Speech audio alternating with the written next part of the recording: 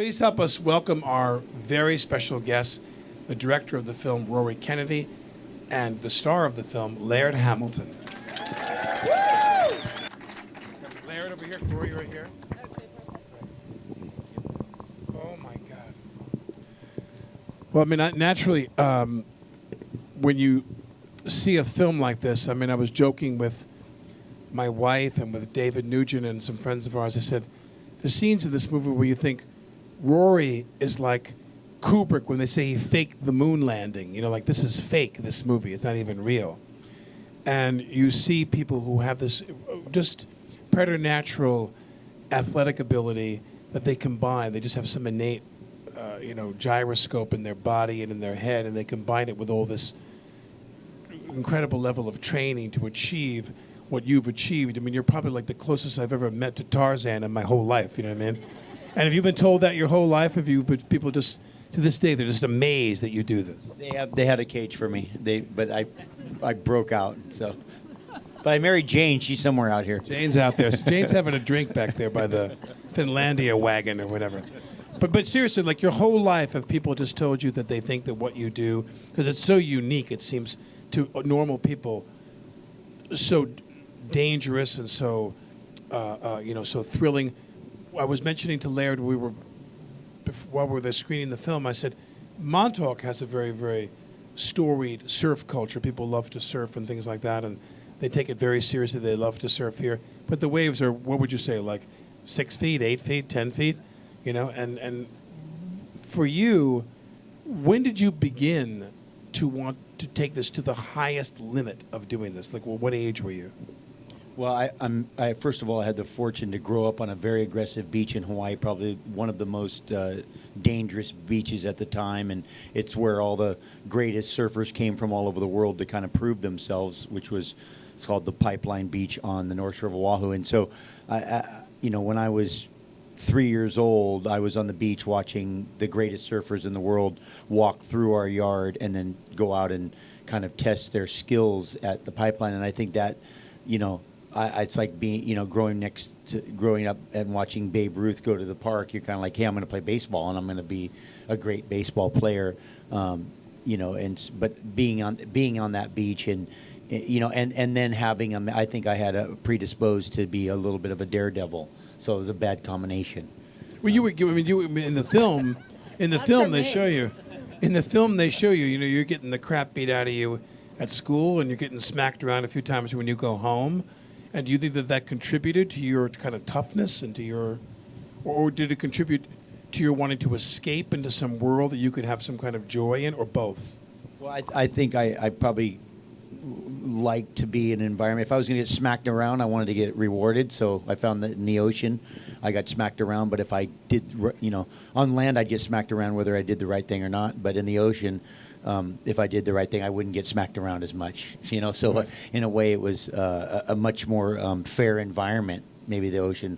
And that's why I was attracted to it, because it was a place I could escape.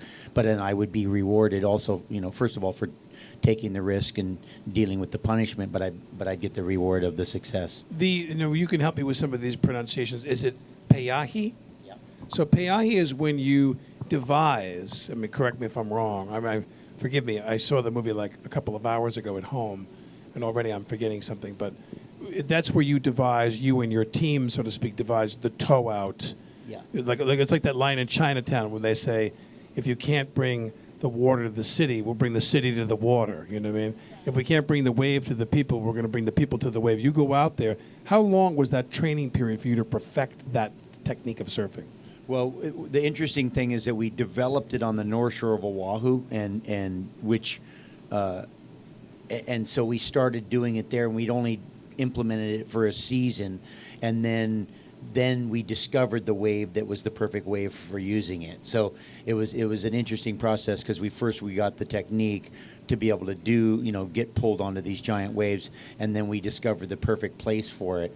which is Piahi, on the other island that I lived on, and then we implemented it there, and that's where it really kind of took hold. Over what time period did it take you to do that? Months and months? Yeah, well, one season on the North Shore, and then, but the perfecting of the art of it took time. That probably took 3 or 4, or 5 years of consistently doing it, where we kind of had the techniques and were able to do it consistently and safely, and not kind of be learning about, oh yeah, you can't pick up a guy like that because you're going to run him over. We'd pay when we made mistakes. You learn quicker. I said if you just had a little shock thing on a golf club, you'd learn a lot faster. If every time you did a bad shot, you just got shocked, everybody'd learn fast, but you don't get punished. Where we were getting punished, so we learned quickly when you get punished. No, when obviously you're synonymous with surfing giant waves and so forth. Was there ever a time, I asked you this backstage, so to speak, a little while ago. I said, do you go in and you have a basic baseline of fear whenever you're doing this kind of thing and you just handle it better?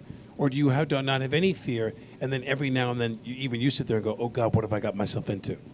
Well, first of all, whenever I've been in a situation where I got myself in way over my head, I think the reason why I do it really is what helped me be there. It's because I love it, and so when I'm sitting there getting ready to pay for something that I've done wrong, because of my intentions are genuine, I truly love it.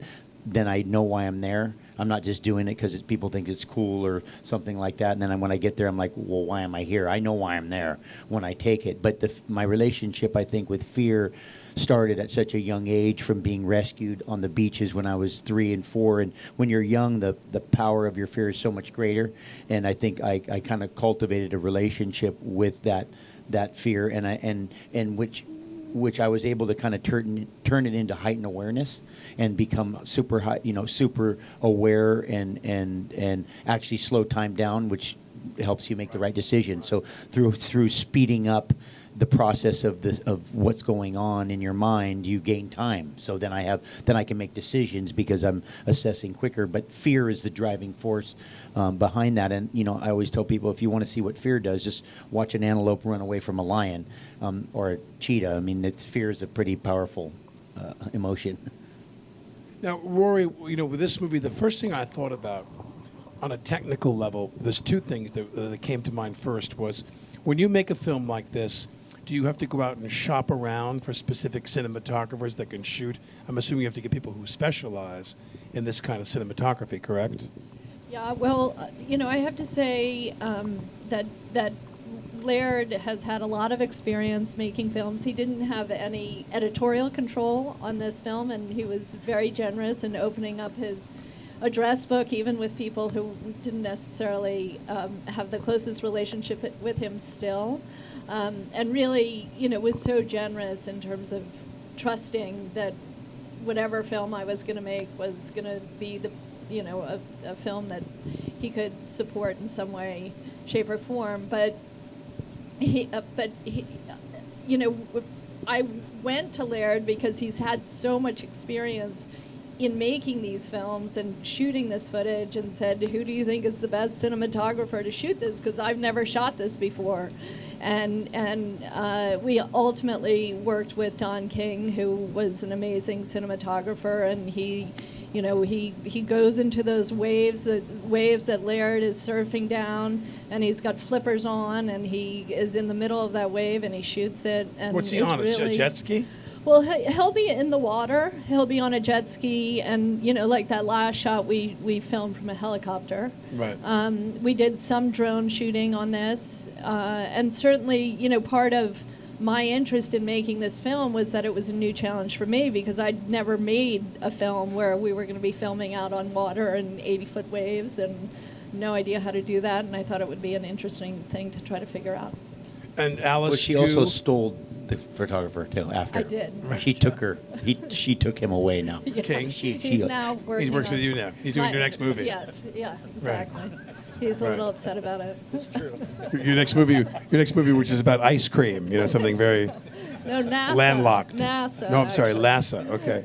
And Alice Gu is the name. How you pronounce her name? Oh yeah. Well, Alice Gu was also somebody who you brought to me, and so she did some of the more kind of verité scenes, but ultimately Don King kind of took over those as well. Now, the other thing I thought about was if there ever were an opportunity, and I certainly didn't expect you to do this. I wouldn't expect you to do this. But what I love was how you resisted the temptation to really, just throttle people with soundtrack. Like there's so many different kinds of music you could have paid to just jackhammer home the drama, and you don't do that.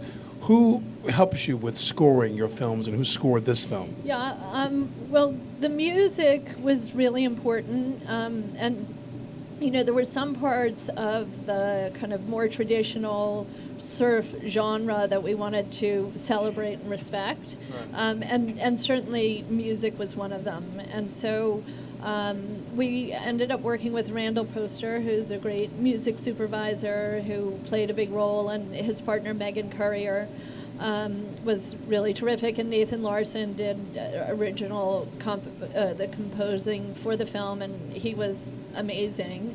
I think one of the things we wanted to do with this film is not tell a traditional surfing film, not tell it in the traditional way, and really focus on the story and the character of Laird. And that was one of the things that really attracted me to this story, is that there was such a great story there, and Laird is such a, he's one of the great individualists.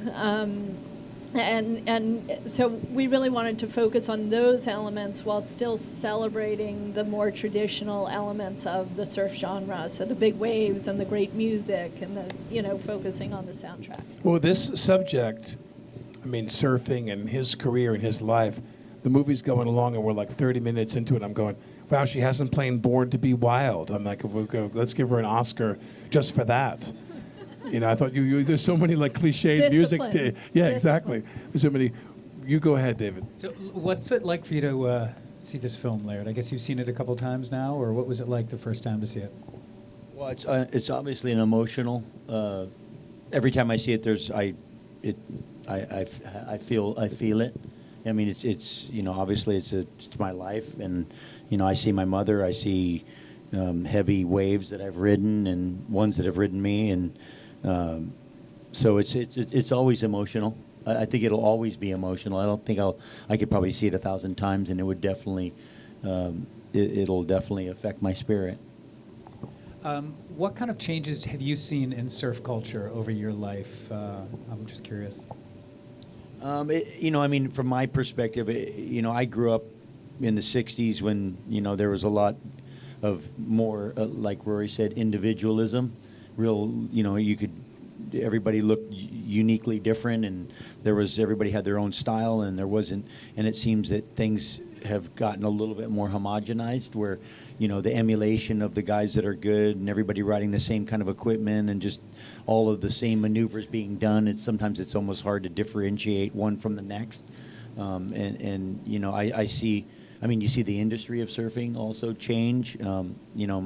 My stepfather had a hard time, getting a T-shirt and a pair of shorts, and then you see surf companies, kind of exploding into the mass public, and becoming an industry, and the media around it kind of serving that and did that just change? It kind of changes the artistry a little bit of it. There's still little pockets here and there, but it's definitely changed a lot from when I was a child. What's a counterpoint to surfing for you on land? Meaning, like, if someone told you can't go in the water, you're injured, the one doctor's saying to you, eventually you're going to have some kind of work done on you, and I'm sure you've had some procedures on you health-wise because you smashed your body. So when you're stuck on land, do you, like, stay home and watch General Hospital on TV, or what do you do? Like, do you go out and play? What's excitement for you when you're on land? Well, can I slide down a mountain, like helicopter You can do whatever the snowboarding hell would you be wanna good? do, yeah. Fast things that are fast. You do that. I like fast things. Right. Yeah. On land. Things that go fast. We do a lot of training and a lot of stuff physically to kind of at least get that exhaustion part out. Use that motor and wear that motor out, because it doesn't serve me or my family or anybody I know if I'm not tired. So I work on being tired and whatever it takes to do that. But I definitely like getting scared. I think that's a healthy You thing. obviously didn't hear what the president said. Trump said we all have just a battery that only has so much life. They asked him why he doesn't exercise more, and he said, "Then what's the point? We have a battery that only has so much life." And so obviously you have a battery the size of this hotel, and he has a battery the size of like a pack of cigarettes, maybe. But I'm just saying this is a huge. Some people, it's just amazing the difference in people. Now your stepdad, is he still alive? He is. And where does he live? In Hawaii? He does. Yeah, he's there sometimes. Sometimes he's in Australia too. So when in your relationship with him, where he was a pretty tough guy, your relationship with him now, is he just blown away by what you wound up doing? Yeah, I mean, I think he's appreciative at a distance, maybe, or Right. something. Yeah. He's. I mean, I think it's hard for him to have the capacity to actually say nice job. Right. Interesting. He just doesn't have that. Yeah, that's not his style. No, he's not. He doesn't have that ability, Yeah. which I don't take it personally. I realize that that's his handicap, and ultimately I won't make it mine. Now, Rory, your films. This is your third film, and we're already booking a slot for Rory 2 years from now for her next film. I But pitched it. but this is your third film in which, just like Last Days in Vietnam, I mean, people who are pretty iconoclastic are at the center of the film. What was the commander's name again? The gentleman who was the star Harrington. Harrington, who was the Yes, star of Stuart that film. Harrington. Your mother, of course, was the star. I can't think of anybody more iconoclastic than your mother as the star of her eponymous film, and now him. Is that your main diet? You're just drawn to those kinds of characters? Well, I think it's a range. I mean, I think that for this, I think most of the films I've done, as my brother Chris has said, they're either depressing or really depressing. So, this so this film was different for me, but it felt quite natural to me. We grew up on this water up in Cape Cod during the summers, and we were taught at a very young age the love that I think everybody out here in this audience shares of the ocean, and so I appreciated knowing what little I did when I was first introduced to the idea of doing a film about Laird. I appreciated how much he loved the ocean and what he did on that ocean. And, I think also in my house growing up, we were surrounded by the people who were the best. And it was, often great politicians, but it was also, Jim Whittaker, who was the first American to climb Mount Everest, and Muhammad Ali, and, Joe Theismann. And, so there was a sense of, the people who pushed and achieved greatness and did something that nobody had ever done, that is special. And I love that about this story. The waves are on some level a backdrop to telling, I think, a much more, frankly, universal story, and one that I hope, appeals not only to surfers, but to athletes and to business people and to people who are pushing themselves to be greater than they think they are able to be. I love that last line of Gabby's in the film. We don't all know, we don't all think that we have this in us, but we might. No, I'm not encouraging everybody to go, tackle an 80-foot wave like Laird, but it's a metaphor. I remember when I was mentioning your mother, my favorite story was I'm at your mother's house, and we're there, and your mother says to me, are you going to join us for Mass tomorrow? And I go, I'm overwhelmed. I go, oh my, yes. I said, of course. Oh my goodness, yes. I said, I hope you didn't lie I said, about I said, that, I'm Alec. going. No. I said, I'd love to go with you. I said, now how do we all get there? I said, what time does the car leave the house? And your mother kind of frowned at me, and she went, the priest comes to the house, Alec. We don't drive to the church. The priest comes to the house. I don't know what your point is there, Alec. I'm like- but She surfs some pretty big waves too. Your mother. yes, that's true. All of Okay. Catholicism Point is the well wave she's taken. surfing. Point well taken. She's in control of her environment too. okay. She's riding giants. Okay, I'm going to tell her you said all this, and she'll be very happy. Now we talked off camera, off stage, about you look at these films, and of course this is all thrilling and exciting, and there's a kind of a wide world of sports. I'm dating myself there, but the wide world of sports aspect of seeing you do these, I mean, just breathtaking things. I mean, the things you've done, it's mind blowing. For any normal human being, they just look at you and go, "This is just impossible." And yet, people do die doing this, don't they? People get severely injured. It is dangerous. Can you talk about that? I mean, friends of yours or colleagues of yours, and how that plays out? Well, for example, I mean, like I said, growing up at Pipeline, I saw people get killed at Pipeline when I was growing up, and obviously I saw, people disappear and never be seen again from the ocean, just swept away and never saw them. I mean, the wave that I rode in Tahiti a couple months before, somebody had gotten smashed on the reef and eventually passed away in the hospital a couple days later from getting smashed on the reef. And so, I mean, the ocean is obviously a dangerous place, and there's no air and underneath. And I mean, most of the people that pass away are drowned. That's probably the most common thing that happens. But you grow up with a ton of injuries. A lot of us have gotten hurt. But the fact is that there's the element of death that's involved, especially when you get into the bigger conditions, and it's part of, I feel like it's really part of a more realistic way to approach life, that death is actually very close all the time, and the sooner you act like it is, maybe you'll start to act like how you're supposed to.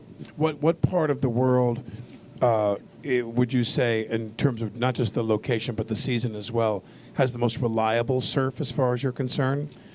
I mean, the irony is that the modern surfing kind of has come out of Hawaii, out of the Polynesian culture. The Peruvians have a long legacy of wave riders that did it through fishing and on mats and stuff. But Hawaii, the modern birthplace of surfing, coincidentally, is probably the most consistent and reliable place in the world. So it's the relationship between the place that has the most surf and surfing coming from kind of makes sense. But there's all winter long we have a ton of surf in Hawaii. And then the summer we get summer swells too.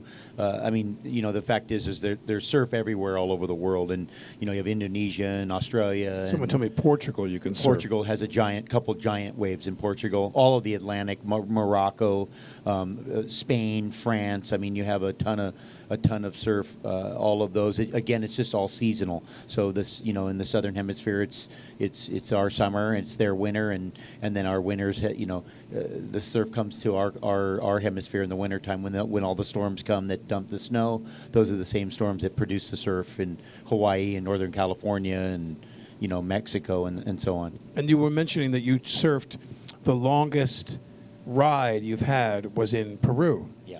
And that just happened recently, correct? It did. I just rode the longest wave of my life about a week ago. So that was a very... How long was it? It was about just under 2.5 miles for 6.5 minutes, which is more than... Foil board? Yeah. And it just more than almost twice the longest wave that I've ever ridden before that. So that was... it's nice to do something you've never done at this point, especially after all the waves I've surfed and all the places I've surfed, to be able to go and have that happen. And, that's a pretty great thing. It just shows you that, no matter how long you've been doing something, there's still chances for you to do something that you haven't done, which is pretty great. Are you going to be in the NASA movie? Are you going to be the first person to surf on Mars? Is that what's happening here in this movie? It's a thought. I was looking for a lava wave. I want to ride a lava wave, but it might be a little hot. Some rocks. Yeah. David. Rory, do you surf? I have surfed. That's yes, she surfs. We moved out, my husband and our kids moved out to California about 8 years ago, and so I have gotten on a surfboard a few times. You guys ever surf together? We've never surfed together. Have I seen you in the water? I think you were just transitioning. I've seen you in the water. Okay. No, I meant out surfing. No, I know. No. I heard rumors, though. No, yes. I know all your surf partners. Yes. They were bragging. Yeah, no, so yes, sort of. When you tackle a movie that's about an institution like NASA, what are your thoughts about that? Is this kind of a commission, or is this something that you came up with an idea? So my next project is a documentary about NASA. It's the 60th anniversary of NASA in 2018. So Discovery approached Mark, my husband and partner, and I to do a documentary to celebrate NASA. Right. And when you approach that, there's not a single protagonist, so to speak. There's no Laird or Ethel. Yeah, it's an institution, so it's challenging. Harder? Yeah. It's harder to kind of find the story in it, although there's so much there, and and one of the things that NASA is doing, which not everybody recognizes, is they are really doing the research on global warming. Right. And they are, the foremost scientists doing that research and gathering all that information. So, you kind of tell the story over the course of history. When it started, it was really the Cold War that drove us to get to the moon. But now we have, these new challenges, like the fact that our planet is so unhealthy, and these scientists are helping us understand that and giving us some guidance on what to do about that. And, so there's a new kind of sense of urgency, I think, in terms of what the organization is doing and what it can contribute. Would you say that there was a time in your life, Laird, that, because it seems this way, that because in the film, and you can speak about this, there's just a sense I have as a character in a film. There's a story with the facts, and there's the visual, but there's you're born here, you go here, here's your stepdad, here's your mom, and so forth. But inside of it is a story about somebody who really was a fighter, who fought other people, and you were, you described the desks going out the window, and you're looking to pick a fight. You're looking to vent. And is there a point where that changes? Is there, because it seems like that character goes away and another Laird comes in. When do you feel you stopped fighting the world and really, really started to channel all your energy into these achievements of yours? Can you pick, do you know what age that was? Or what time? I think it was. I don't think it was just so instantaneous where it just like it was a switch. I think it was part of it was kind of the transition where I got recognized for doing some things that I had set out to do, and then I realized that it didn't really accomplish what I thought it would. So I was like, oh, I do this, and then everything else will fall in line, and it didn't fall in line, and I'm like, maybe I have to rethink this now, and maybe approach it, when it's one thing when you kind of go out of anger, you're kind of running from using anger as a energy source, and then shift to contentment. It's a different energy source. You go to contentment, you're like, okay, now I'm supposed to be content, or I'm content in a way, and then I'm like, but I got to have this drive, and then I think that just speaks to your intentions. That really, what were my intentions from the beginning? And I think once I understood what my real intentions were, that I really love the ocean, I love to ride waves, I don't discriminate big, small, whatever. Just big happens to be the pinnacle of that, and that my intentions and my love for that are really what drives me, and then everything, then it all makes sense, and then I can continue to pursue it indefinitely. You have one more? No. I'm going to ask the last question. We have two more questions, but my last question, or among my last questions, is for Laird, which I know that everyone in our audience is dying to know, especially being here in the Hamptons, and I hate that word because it's more of a state of mind. I always say to people, we live in East Hampton, we don't live in the Hamptons, you know what I mean? But the Hamptons is kind of a catchphrase. But for all those people who we are in the Hamptons right now, in terms of lifestyle, I'm sure that people out here are just burning to know, Laird, what kind of skin cream do you use? You're in the sun, you're in the ocean, you live your life in the waves, in the sun, getting beaten up by salt water, and you have the face of a 12-year-old.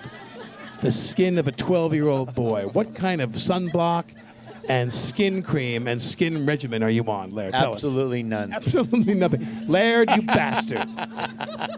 Really nothing. What kind of sunblock do you wear? None. I hate You don't sunblock. wear any sunblock? Sunblock's terrible. Oh, my God. It's killer. I use coconut oil, though. I love coconut oil. When you're surfing? No. When I'm surfing, nothing. And then when you're done, you put a I'll little rub a coconut bunch oil of on? coconut oil. Yeah, it's Right. water soluble. Right. There's no chemicals. God, there was a chance I was going to go buy stock in a company. It's all and make about a lot of money. hydration. Hydration. Yeah. All right. Now, Thinking good thoughts. Thinking beautiful thoughts. I'm beautiful on the inside, therefore. Therefore. Now, the last thing I want to say is that, when you see the end of this movie, which I love, it's the sweet music. It's a beautiful story. It's a beautiful thing to be able to understand somebody and the background of somebody that does these, like, really, exciting but nonetheless crazy. I'm sorry. But crazy things you do. You can disclaim it. Yeah, no, it's amazing. I watched this movie and my mouth was on the floor. Especially that thing, the foil. Now, explain to people, you have to be towed out to do that. You have to be you can't get up on a foil. You have to be towed. But now we have foils that we can get up manually now, too. How do you do that?